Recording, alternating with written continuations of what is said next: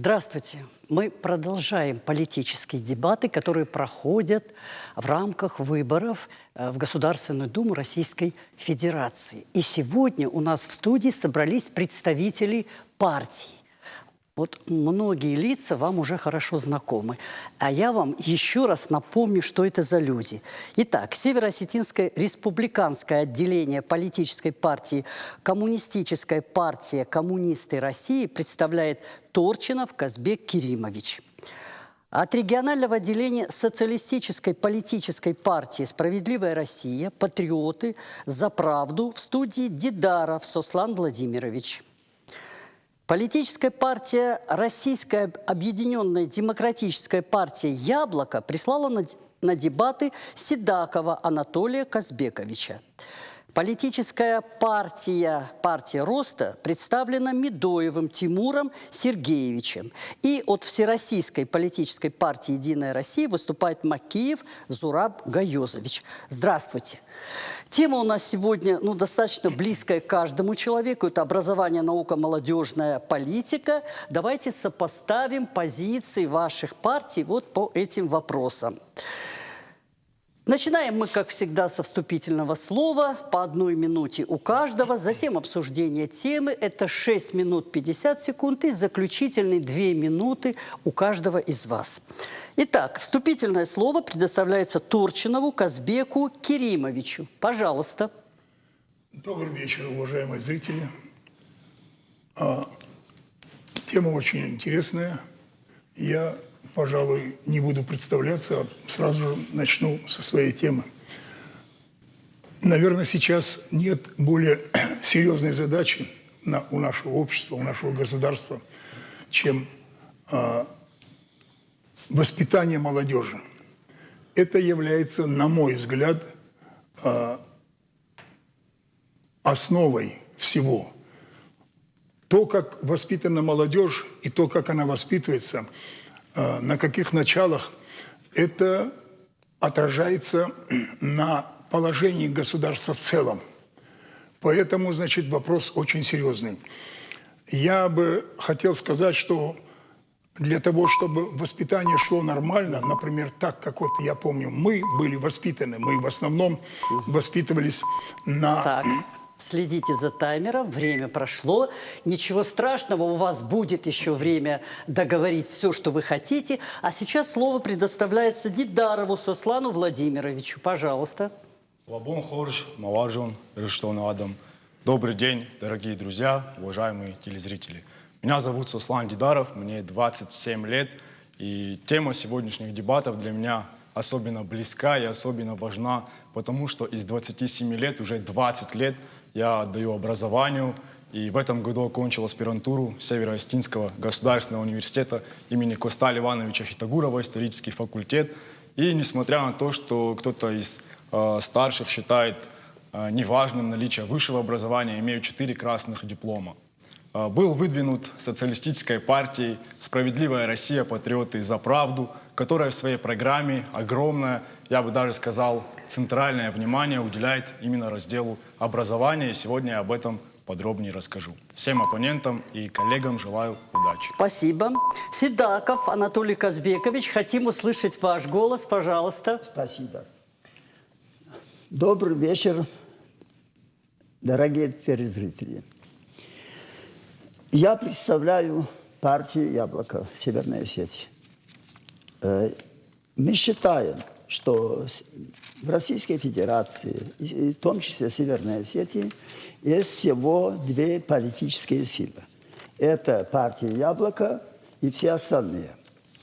Я почему говорю все остальные? Потому что когда дебат или голосование идет в Государственной Думе, то они голосуют одинаково. И у них часто бывает, что они принимают антинародные законы.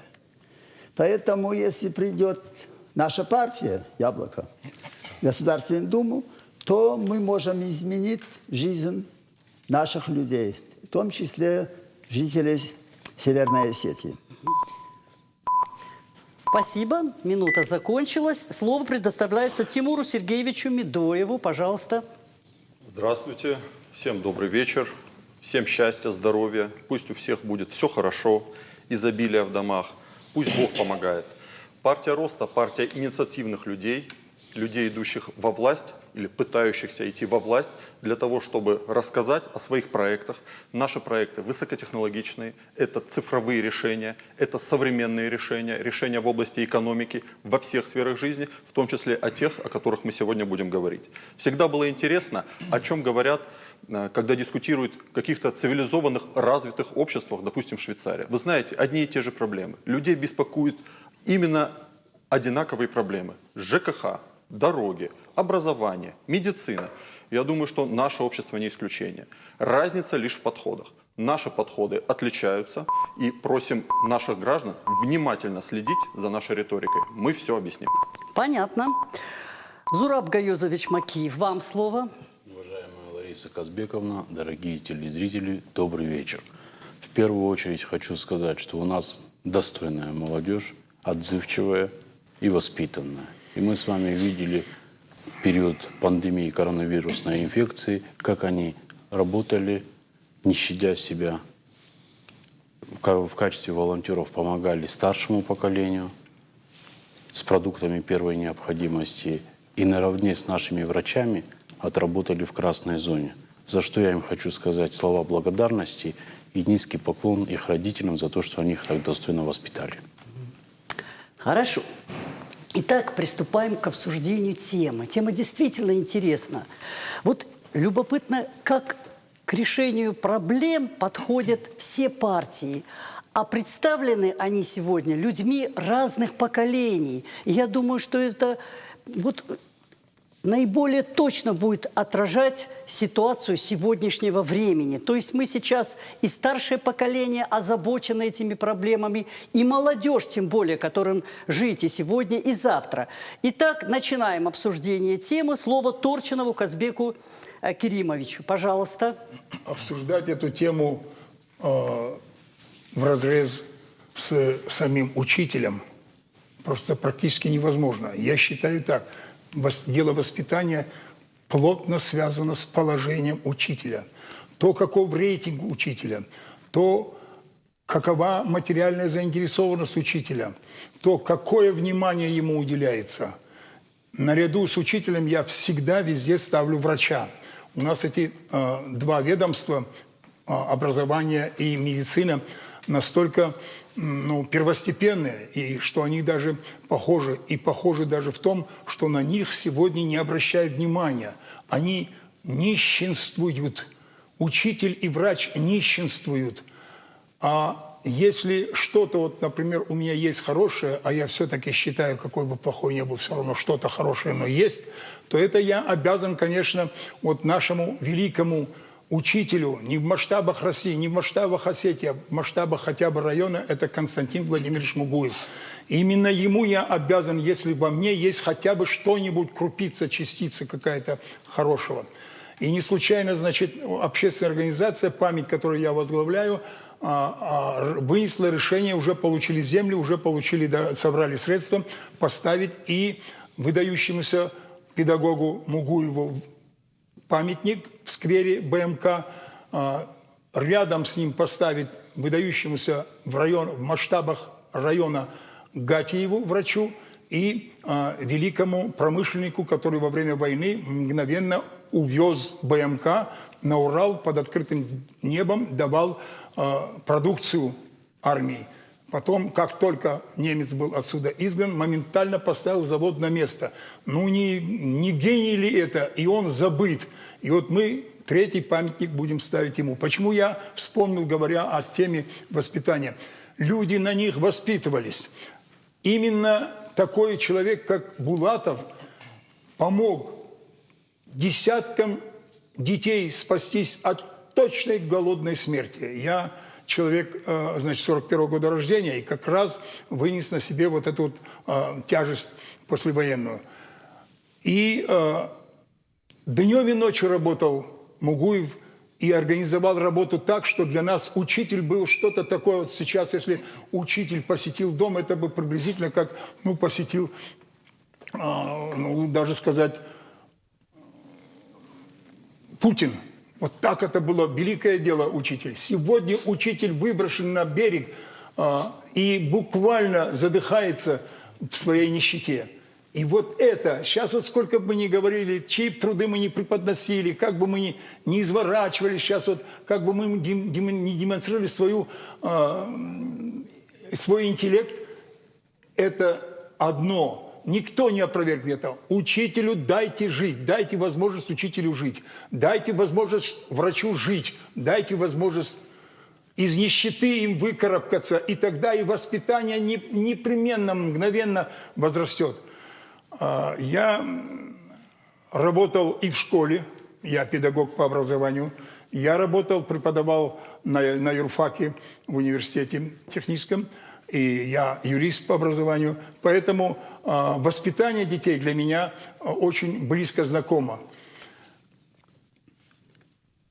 Вот в основном должна воспитывать молодежь литература. В каком состоянии у нас литература? Буквально никакого внимания ей не уделяют. Я как член Союза писателей это точно воочию вижу. Никакого внимания не уделяют. Не уделяют внимания и тому, что пишут наши писатели иные. Вот говорят, на личности не переходи, но я вошел в конфликт с человеком, который вознес в небеса человека, у которого руки по локоть в крови. И доказываем мы документами, вот, вы улицу августовских событий переименовали, мы пришли в соответствующие органы, все, и моментально вернули улице свое имя. Ах, вот оно как. Вот. Или вот этот печально известный Горький Токаев, он осужден к 25 годам за измену Родине. Нет, его вознесли в небеса, вот его портрет на Луне. Да никакого портрета нет, это голословие одно. Оно, дети-то наши ошибаются в своем воспитании, они это воспринимают как истину. Вот отсюда и начинается. А так, какие средства идет на образование, мы видим и слышим. И теперь, посмотрите, кто у нас в образовании находится. Возьмем комитет по науке и образованию. Никакой степени нету. Я был депутатом на два созыва, и там были такие профессор Гапоев, профессор Каиров, профессор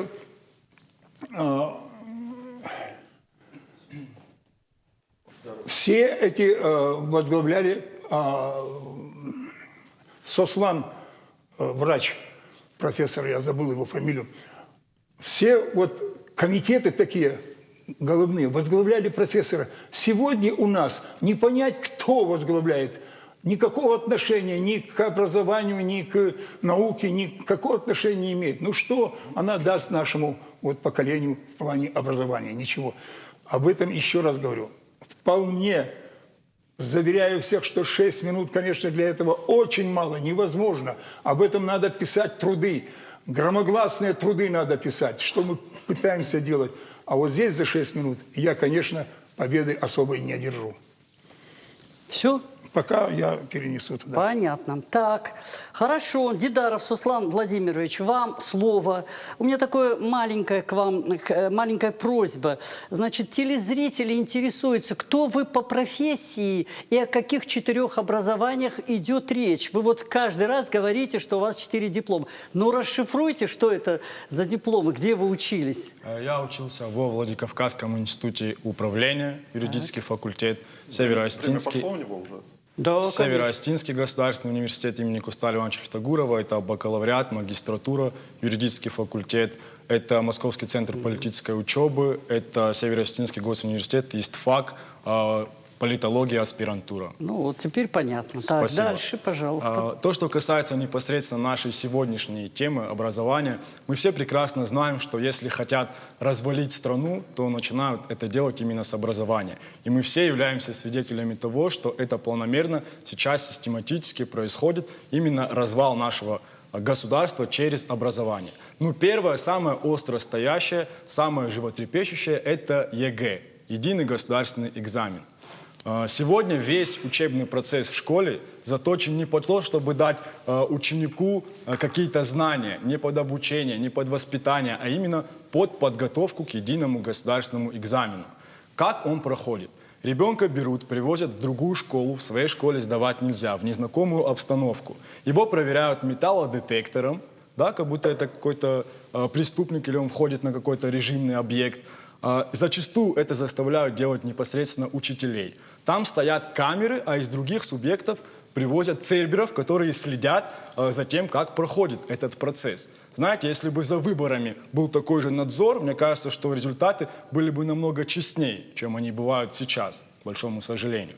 И потом мы удивляемся летальным исходам, смерти прямо во время ЕГЭ. Это не единичный случай, и не только в нашей республике зафиксированы. Я уже молчу о том, как родители на это реагируют, как они нервничают, переживают, какие стрессы испытывают, и что они в течение нескольких лет минимум вынуждены затягивать пояса и собирать деньги, платить репетиторам, потому что боятся, что у детей не получится подготовиться должным образом к ЕГЭ, и нанимают репетиторов, стараются, чтобы дети как-то подтянулись, да, потому что школа на сегодняшний день, несмотря на то, что все заточено под ЕГЭ, она специально не дает той полноты, того объема знаний, чтобы можно было сдать ЕГЭ. Да и в принципе, насколько это объективно отражает знания человека, также мы знаем, в научных кругах большой спор идет по поводу этого. Поэтому я очень рад, что наша партия одним из главных пунктов в графе образования ставит отмену ЕГЭ. Я и как личность, как гражданин, как Сослан Дидаров всегда выступал и выступаю против ЕГЭ, и рад, что наша партия точно так же выступает против единого государственного экзамена. И этот вопрос уже был неоднократно озвучен в Государственной Думе Российской Федерации. И в новом созыве, если будет еще больше количество представителей, эти голоса будут звучать намного громче и внятнее. То, что касается следующего пункта, о котором бы я хотел сказать, меня это попросили сделать родители нескольких детей, которые узнали о том, что я приду сегодня на дебаты по теме образования. Это, безусловно, дистанционное обучение. Мы слышали неоднократно, что министр профильный докладывал президенту нашей страны Владимиру Владимировичу о том, что планируется постепенный частичный переход школы в онлайн. Но этого категорически делать нельзя, хотя бы по нескольким причинам. Первое, самое основное, у многих детей элементарно нет возможности заниматься онлайн-образованием. Мы все видели этот вирусный ролик, который стал знаменитым в интернете, когда парень забрался на высокое дерево для того, чтобы поймать сеть, да, и выйти в интернет, чтобы он смог онлайн посмотреть занятия. Возможно, некоторым министрам из-за своих высоких заборов, да, и теплых уютных кабинетов не видно, но у огромного количества людей на сегодняшний день нет возможности элементарно дома горячую воду включить, газ включить, у них просто они отсутствуют. Я уже молчу про тех, у кого в принципе, да, своего жилья нет. И у очень большого количества людей нет возможности элементарно приобрести компьютеры, гаджеты и так далее. Я могу показать огромное количество обращений, я думаю, депутаты меня поддержат, к ним также обращаются, да, что элементарно портфель, школьную форму купить не могут некоторые. Понимаете, о каких планшетах и компьютерах мы можем говорить? Второе в этом аспекте – здоровье ребенка. И так сейчас многие дети, постоянно взрослые, жалуются, проводят очень много времени в компьютерах, в планшетах. А представьте, если еще образование будет там. Это дополнительные 5-6 часов, которые ребенок будет сидеть дома за компьютером, за планшетом. Мы не подумали ведь об их здоровье, когда говорим, что этот вид образования нам подходит. Я уже молчу о том, что школа должна воспитывать человека, воспитывать ребенка, потому что воспитательная функция наравне с образовательной, она является одной из базовых, одной из главных. Ведь большую часть времени ребенок в нормальных условиях проводит именно в школе. И помимо того, что ценности и ориентиры прививаются в семье, родителями, старшими, они ведь еще должны прививаться и в школе. То есть мы напрочь выкидываем отсюда воспитательную функцию. И здесь опять-таки скажу, что я и как личность, как человек, как Сослан Дидаров всегда выступал с момента пандемии, выступаю против дистанционного образования, перехода его в нашу нормальную реальность, в нашу плоскость без пандемии. Надеюсь, слава богу, это время настанет. И в нашей партии также, в программе нашей партии, одним из главных пунктов значится ни в коем случае не допускать дистанционное образование. Один из главных вопросов, как сказал до меня старший, это, конечно, достойная оплата, да, труда педагога. В прошлом году Мы неоднократно с коллегами, с однопартийцами поднимали эти вопросы и в городской думе, и в парламенте нашей республики. И у меня даже возникли некоторые пререкания, споры во время публичных слушаний в парламенте нашей республики с министром экономики, с председателем бюджетного комитета, которые заявляли о несуществующих цифрах и о том, что наш педагог якобы получает заработную плату, равнозначную майским указам президента нашей страны в области образования. И я говорил о том, что это полностью не соответствует действительности. В реальной плоскости дела обстоят иначе. И учитель получает совсем не такую заработную плату, которую они нам пытались показать на бумаге, отчитываясь на публичных слушаниях. И после этого там была средняя заработная плата в среднем где-то на 9-10 тысяч меньше, чем ту, которую они должны получать. И дополнительно было изыскано 300 миллионов рублей, и заработная плата педагогов, да, была увеличена. Но это только малая часть того, над чем стоит работать. Дальше я скажу в следующем слове. Анатолий Казбекович Седаков, пожалуйста, ваше время. Я хотел рассказать насчет предвыборной кампании партии «Яблоко». Свобода, права человека, демократия и жизнь без страха. Мы выходим на выборы, чтобы осуществить давнейшее наше желание, чтобы изменить все в стране. Для этого нужна судебная реформа, избирательная реформа, пенсионная реформа, прямые выборы городов и районов. И также бесплатное, чтобы населению для строительства давали домов. Что связано с судебной реформой, то я бы хотел сказать, что в Российской Федерации давно назрело провести реформу судебную. Я сталкиваюсь постоянно в судах. Мы идем на выборы, как идем каждый год на выборы, нас не допускают. И считаю, что судебная система Российской Федерации, и в том числе Северной Осетии, это ад на земле. Если придет партия «Яблоко» к власти, то только партия «Яблоко» в состоянии что-то изменить в этой отрасли. Теперь, что связано с избирательной реформой. По избирательной реформе, вот мы сейчас выдвинули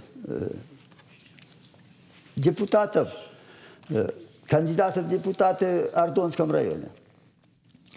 Там участвовало 7 партий. Половина партий 3 вообще не допустили. И получается, что у нас есть депутаты Государственной Думы, кандидаты в Государственную Думу. Ни один человек не интересуется, что творится в республике, почему их не допустили. Ну, понятно, нас, партия «Яблоко», мы единственная партия в Российской Федерации, которая действительно альтернативная партия для власти. Но почему наши депутаты там не допустили партию «Родина», не допустили коммунисты России? Тоже не допустили. И никому вот дела нету. Никто не занимается этими проблемами. И как же вот мы идем в Государственную Думу, если мы внутренние проблемы не можем решать, то как мы можем все российские проблемы решать? Мне вот это, конечно, непонятно. Поэтому я бы хотел сказать, что, конечно, дебаты, на самом деле их и нету, конечно, нету. И я бы обратился, от кого зависит, чтобы в следующий раз на осетинском языке проводили дебаты. Тогда они будут? Да. Ваше право. обратиться. Избирательная реформа. Избирательная реформа. Ну, нету выборов ни в России, ни в Осетии. Их никогда и не было. Честных, справедливых выборов. Да, я всегда удивляюсь, как мы притворяемся, взрослые люди, притворяемся, что они как будто проходят. Но они на самом деле их нету. Мы вы можете представить, за короткое время мы подали суды, чтобы допустили наших кандидатов. Это в Ордонском районе. Состоялось 3 суда. Единственное, спасибо Верховному суду, они на нашей стороне. Но они отправили на доследование обратно в Ордонский район. Ну, его нету. Суда нету. И если нормальная политическая сила не придет к власти в Российской Федерации, то ничего в этом отношении ничего не изменится. Теперь, что связано с пенсионной реформой? Пенсионная реформа, я бы хотел сказать, что вот наши люди, которые в Государственной Думе, они тоже голосовали за пенсионную преступную реформу. Как можно за этот закон можно было голосовать? Я извиняюсь, я просто не понимаю этих людей, которые там голосовали за то, чтобы за пенсионную реформу. Опять повторяюсь, единственная организация демократическая, партия «Яблоко», только он способен что-то изменить. И в связи с этим я хочу добавить, в Российской Федерации есть всего 2 партии. Не надо обманывать. Все партии, которые есть, и коммунисты России, и КПРФ, и Единая Россия, и Справедливая Россия, они, когда в Государственной Думе голосуют, то они одинаково голосуют. И это называется системная оппозиция. В Российской Федерации есть только одна оппозиционная партия, это партия «Яблоко». И надежда у людей, у населения, только может быть, если мы придем к власти. Другого варианта тут нету. Поэтому, когда говорят кандидаты, что мы что-то изменим, да ничего не изменим. Это все провластные партии. Спасибо, спасибо. Тимур Сергеевич, пожалуйста, я просто напомню, что у нас тема-то образование, молодежная политика. Я уже стал забывать, да, если вы не забыли, если никто не забыл про это. Пожалуйста. Дискуссию требуют. Значит, надо пройтись по оппонентам, по коллегам, по их тезисам и заявлениям, конечно. Ну, начнем с того, что коллега перечисляет партии, которые там провластные и составляют единый кулак системный. Так вот, партию роста не называет. Спасибо вам. Я не знаю, вы специально это делаете или нет. Так что порассуждаем с точки зрения, может быть, не оппозиции, но давайте пооппонируем. Казбек Керимович, молодежная политика. Вы мой преподаватель. Вы воспитали целое поколение юристов, других специальностей, читали нам правоведение. Так вот, когда мы говорим о проблемах, может быть, в молодежи, кого воспитали, Казбек Керимович, те сегодня и составляют или проблемы, или для вас предмет гордости. Ответственность на вас тоже в части. Партия «Яблоко», вы перечисляете, значит, то, что вы бы хотели сделать. Помимо ваших проблем, с кем вы судитесь, я не знаю, это неинтересно, наверное, нашим избирателям. И перечисляете 1, 2, 3, 4. Когда вы мне скажете, чего из этого списка у нас нет сегодня в стране, не утверждено законодательно, и за нарушение чего не преследуется по закону, я снимаю партию с выборов и голосую за вас. Сослан, уважаемый мной человек молодой, и для меня триумф вообще молодежной политики Российской Федерации заключается в том, что 27-летний парень, имеющий 4 красных диплома, сегодня баллотируется в Государственную Думу, стоит за этой трибуной и рассказывает свои взгляды и пропагандирует свои ценности. Вот вам пример молодежной политики. Пустили молодого парня? Пустили. Провал в образовании и развал его начинается, Сослан, опять же с нас. 4 красных диплома. У тебя же, захочешь развалить, значит, имея такой багаж знаний, развалишь, для тебя это труда не составит, ты вон какой специалист. А захочешь развивать, вперед, мы тогда все в помощь. Да и вообще хотелось бы больше координации и позитива. на самом деле. Ну, давайте говорить. На прошлых дебатах я смотрел, по-моему, Сослан, извини, пожалуйста, что к тебе опять. Извини, что на «ты», мы просто одного поколения. Да, так он развенчал там мировой заговор о том, что «Единая Россия», на самом деле, когда говорит, что этот проект партии «Единая Россия», он не партия «Единая Россия», он налогоплательщиков.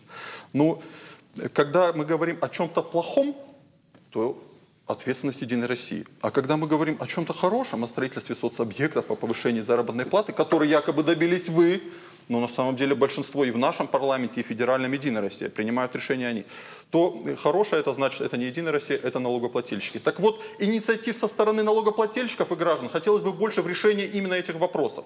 Построили дворец молодежи, построили школу, построили детский сад. Наполнение, идейное, содержание за нами.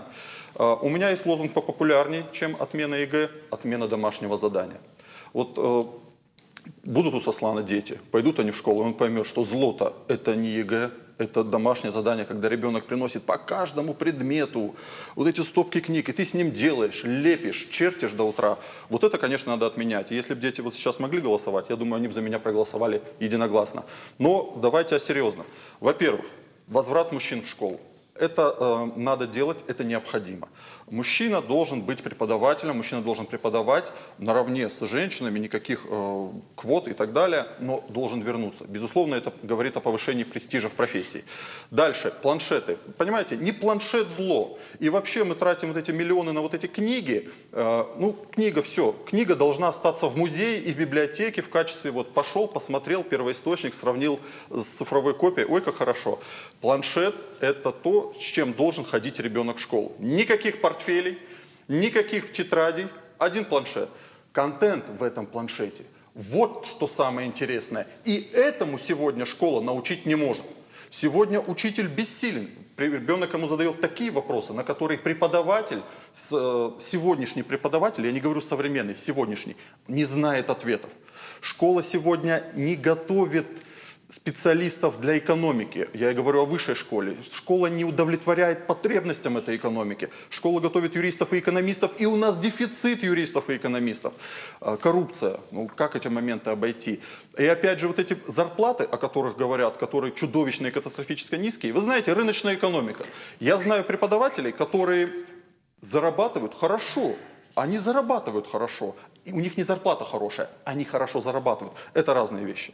Наука. Науку надо коммерциализировать, делать конкуренцию в науке. Научные достижения должны быть употребимы и применимы в экономике уже сегодня. Тогда это даст толчок, даст развитие. По образованию мы говорили, и молодежная политика. Зураб Гайозович говорит, что действительно низкий поклон перед теми волонтерами, которые помогали в период пандемии. Как не снять шляпу? Конечно, люди, рискуя жизнью, в палатах ковидных носили еду. Сослан в том числе был на передовой этого движения. Но безинициативность, отчасти безидейность и аморфность – вот сегодняшняя черта нашей молодежи. Когда-то институты и высшие учебные заведения были центрами политической и общественной жизни. СОГУ определял политическую жизнь республики. Сегодня этого нет. Кто виноват? Ректор? Ректорат? Неправда. Молодежь? Где она? В комментариях. Все одобрение в комментариях. Выходи, работай. Вот один Сослан Дидаров за всех борется и пропагандирует взгляды, значит, отменить и так далее и тому подобное. Что, больше никому нечего сказать, что ли? Наверное, так, раз никто ни о чем не говорит. И больше должно быть идей, больше должно быть проектов. Власть задыхается сегодня, ждет инициатив. Депутаты готовы отстаивать интересы республики и страны на высших трибунах. Принимают законы. Но что еще нужно сделать? Как в том анекдоте, говорит, еврей, ты хотя бы лотерейный билет уже купи в конце концов.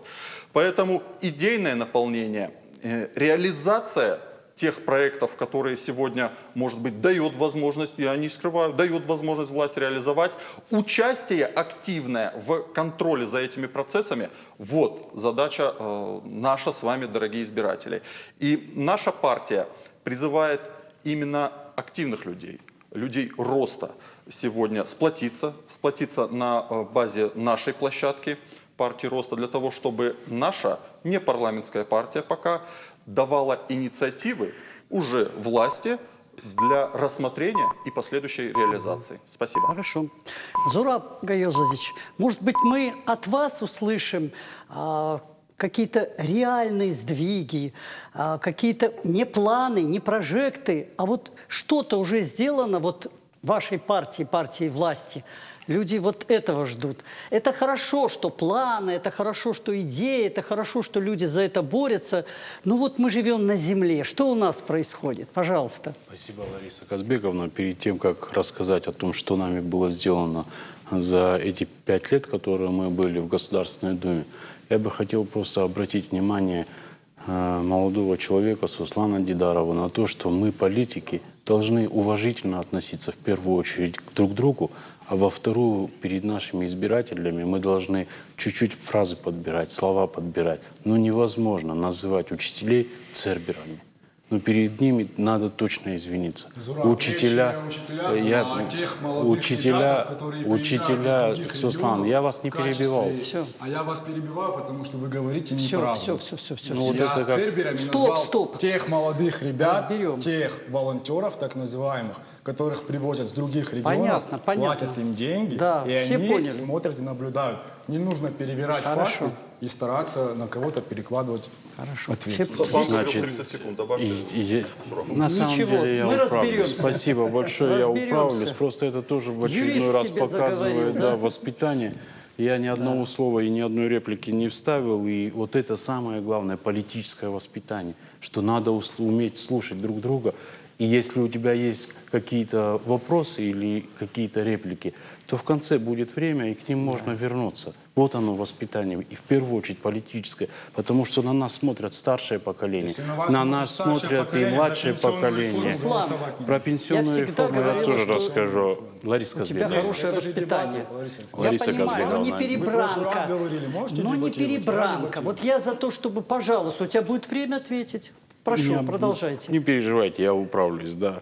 Значит, я тогда начну тезисно перечислять, что мы сделали за эти ваше 5 лет. право. Повышен возраст молодежи до 35 лет включительно. И это позволит уже сегодня получить дополнительные меры поддержки 10 миллионам молодых людей. Вот это, что сделано по нашей стране, нашей партии. Закреплен статус волонтера, его права, меры поддержки волонтерского движения. Действует программа льготной ипотеки для молодых семей на частные дома. Повышен максимальный размер пособия тех молодых мам и родителей, которые остались без работы в период декретного отпуска. Введена 100% оплата больничных листов родителям детей до 7 лет, независимо от трудового стажа. Это особенно актуально для тех родителей, которые только создали семью и которые переживают за сохранение своего бюджета. Единая Россия также обеспечила приоритет зачисления братьев и сестер в один детский сад или школу. И мы с вами знаем, какая это была большая проблема.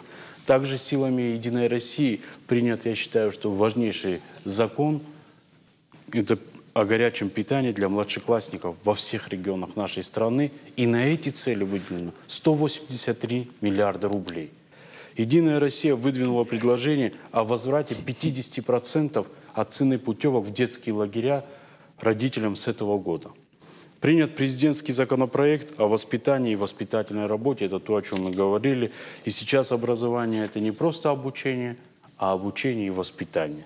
Секретарь «Единой России» Андрей Турчак на встрече с министром просвещения России Сергеем Кравцовым приняли решение и договорились о том, что ни одна школа, отремонтированная или построенная, не будет введена в эксплуатацию, если не будет стоять подпись родительского комитета и директора школы. То есть сами родители и сами дети будут определять то, как должна выглядеть их школа. И я считаю, что это очень важно. Учителей и преподавателей освободили от ненужной бюрократической нагрузки, и в этом направлении нам надо еще двигаться, и есть куда. Равный доступ детей к дополнительному образованию. По всей стране строятся, открываются детские технопарки, кванториумы, школы юных натуралистов. Уточнены правила приема на целевое обучение в вузы, которые предполагают оформление серьезных договорных обязательств между обучающимися, образовательной организацией и работодателем.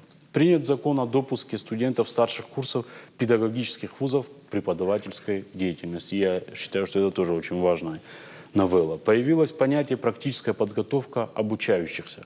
Усиливается организация процесса практики и обучения студентов на предприятиях и организациях по их профилю.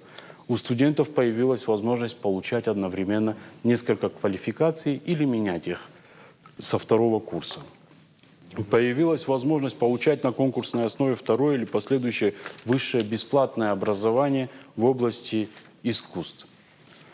Введено понятие научной аспирантуры, установлены критерии окончания аспирантуры, связанные уже с подготовкой к защите диссертации на соискание ученой степени кандидата наук. Наша партия подготовила поправку о выделении более 3 миллиардов рублей на реализацию федерального проекта «Патриотическое воспитание граждан».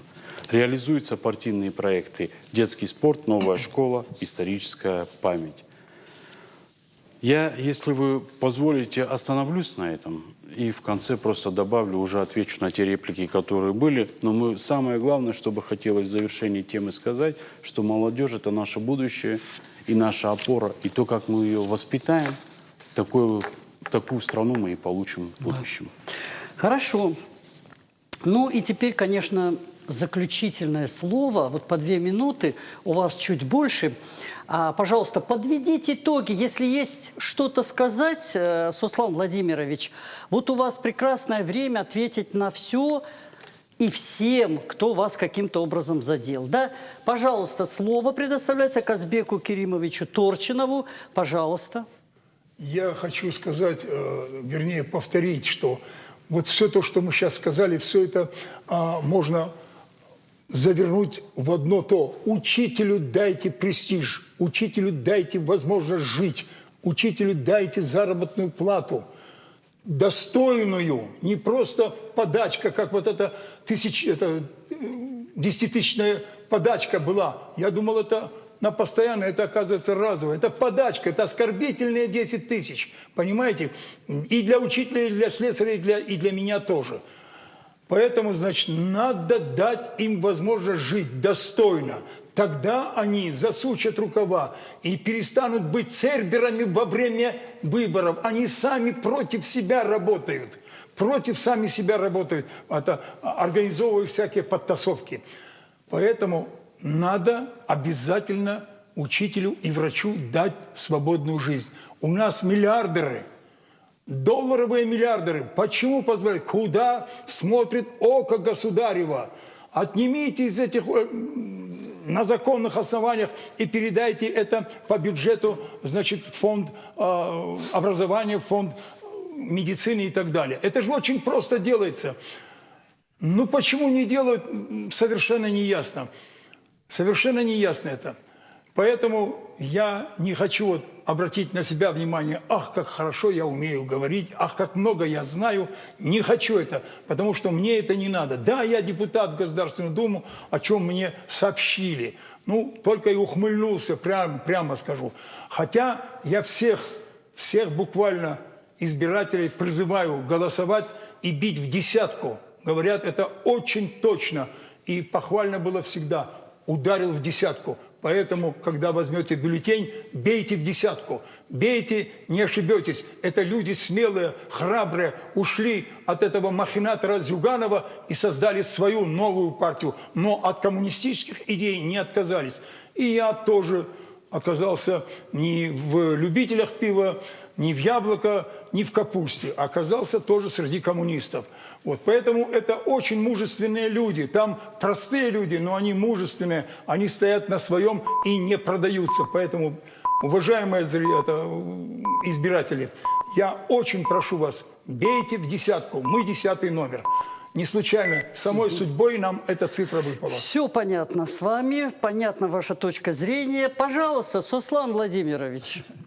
Дело в том, что у меня мама педагог, учитель в школе, и именно с этим связана моя такая бурная реакция на неправдивые слова представителя партии власти, который, видимо, хотел показать свое уважение к учителям и уважение его партии к учителям. Ну так, это уважение, наверное, лучше показывать как партии власти, как большинству, везде, во всех органах. Тимур, можно я договорю? Подожди, Тимур, это его время. Ну, последние минуты. Не будешь. Я скажу. Значит, хотелось бы обратиться, что если уважают учителей, пусть обеспечат, как партия власти, как главная партия в стране, достойную заработную плату. педагога. Тимур, неэтично спрашивать такие вещи. Я понимаю, что вы работаете на партию власти, помогаете им систематически, в том числе и на выборах. Да еще и горжусь этим юристам. параллельно. Да, еще и гордитесь этим. Ну, странно, Ну, конечно. я спрашиваю, Но, сколько зарплата тем не менее, у учителя в тем не школе, менее, который воспитал тем не такого менее. прекрасного сына? Спасибо, спасибо, вы очень хитрый. Продолжайте. Да, далее хотелось бы призвать все-таки всех приходить на избирательные участки, голосовать за ту партию, за тех людей, которые не будут потом нажимать кнопки и голосовать за повышение пенсионного возраста, за повышение НДС и так далее. Другому оппоненту хочу сказать, что все-таки не все партии голосуют одинаково. Дело в том, что у партии власти большинство, и большинством голосов, даже без других партий, они могут принимать антинародные законы. И суть как раз-таки заключается в том, чтобы большинство перестало быть именно у этой партии, антинародной. Поэтому не дайте украсть ваши голоса всем тем, кто систематически пытается это сделать. Все. Спасибо. Понятно, понятно. Анатолий Казбекович, с большим уважением к вашему возрасту, пожалуйста, ваше слово. Уважаемые телезрители, я хотел добавить насчет Единой России. Посмотрите республику. Парламент республики принял преступные законы о земле. Земля сегодня находится в руках, ну, как сказать, наших олигархов. Бедные люди, вот ко мне обращаются, Сунжи и других, Заманкула. Вот сегодня у нас беда в доме, а мы вот хвастаемся, что у нас так хорошо. Я вам хочу сказать, что вот Заманкул село, все, в этом селе все земли находятся в чужих руках. Сельчане ничего не имеют. И беда в другом там, что смертность превышает рождаемость 3 раза в этом селе. Также по Сунже могу сказать. Такая же беда. Все земли нашей республики находятся в руках, которые приближены к власти, и которых обрабатывают, там сажают кукурузу. Но я не имею права говорить, что кукуруза ГМО. Но действительно это кукуруза ГМО. Они портят земли, северооборота нету. И в ближайшее время мы получим, что наши земли никому не нужны будут. Поэтому единственная партия «Яблоко», которая действительно борется с этим, мы призываем голосовать за эту партию, которая все изменит в нашей стране и Хорошо. республике. Тимур Сергеевич, вот, пожалуйста, ваше слово. Ну вот пытаюсь навязать дискуссию, все равно она не идет. Ну, хотели же дискуссии, ну ладно. Казбек Кремович, все равно не могу вот не обойти ваши тезисы. Казбек Кремович для меня непререкаемый авторитет. Это человек, который воспитывал в юристе именно юриста. Но вот сейчас его фраза «отобрать на законных основаниях». Вот какая она содержательная все-таки, Казбек Кремович. Вот не хотелось бы, чтобы по результатам выборов в Государственную Думу кто-то чего-то отбирал и придумывал под это какие-то основания. Меньше всего этого хотелось. Страна меняется, страна преображается, действительно много делается. Вы знаете, хорошее не замечается. И вот мы уже называем те деньги, которые президент распорядился раздать людям. Кстати, Сослан, ты сказал, не на что одеть ребенка. Так на детей-то и давали деньги именно, чтобы они одевали ребенка. А я их подачкой не называю. Да, к 1 сентября. Я их подачками не называю. Вот у меня 2 детей, 20 тысяч упало мне. Я пошел и потратил на детей и благодарен. Отец пенсионер, ему 10 тысяч. Он пошел, детям спортивные костюмы купил, и спасибо. Я говорю спасибо. Систематически получать эти деньги, Мы должны понимаете, систематически а не получать. И получаем. Не получаете. Встала проблема, власть отреагировала. Другая проблема отреагировала. Но иждивенцев среди нас, Сослан, воспитывать не надо. Сегодня люди должны работать. У нас же есть проблема безработицы. Молодежь сегодня не идет на работу, даже не низкооплачиваемую, но, может быть, не совсем престижную, с маленькой заработной платой. Не идет. Почему? Все хотят сразу куда, Сослан? В прокуратуру, в суд. Нет, ну Тимур, правильно? у нас более 20 миллионов только официально за чертой бедности. В самой богатой стране. Да. Ну как такое может быть? Так бедным у нас Какие сегодня, подачи? бедный сегодня за 30 тысяч везет ребенка своего в санаторий, бедному сегодня 250 тысяч на развитие собственного дела бизнеса, бедному сегодня компенсация за, значит, ЖКХ. Вы знаете, вот такая бедность. Поэтому взвешивать все тщательно. И все-таки, если мне так показалось, что если Зураб Гаёзович отменит ЕГЭ, то Сослан будет голосовать за Единую Россию. Понятно. И Ну, пенсионную Зураб Гаёзович, ваше время, мы сейчас съедим его время. Пожалуйста. Спасибо. Ну, в первую очередь, возвращаясь опять к теме, я хочу напомнить нашим коллегам и избирателям нашим, что и президент Российской Федерации Владимир Путин, и министр просвещения Сергей Кравцов во всеуслышание заявили о том, что дистанционного образования и обучения в школе не будет. И я, как отец 4 детей, я вам могу сказать, я знаю и понимаю разницу между тем, когда ребенок ходит в школу, а когда он сидит дома перед тем же планшетом, и насколько начинает хромать это обучение. Поэтому кто-то, наверное, это все со стороны видит, а мы это видим изнутри. Знаете, вот на каждых дебатах затрагивают тему пенсионной реформы, называют нас там разными словами. Вы знаете, эта тема настолько емкая и настолько глубокая, что вот так вот в ограниченном времени нельзя его обсуждать, потому что потом где-то что-то ты не договорил, и получается так, что слова вырвут из контекста, а общий смысл не будет передан. Но все-таки, возвращаясь к пенсионной реформе, я вам хочу сказать одно, что мы ответственная политическая партия «Единая Россия» и принимаем те решения, которые не всегда бывают популярны. И мы не выходим с популистическими заявлениями. И я вам могу сказать, вот если бы мы не приняли эту реформу, то вот эта проблема бы перешла как раз на ваше поколение.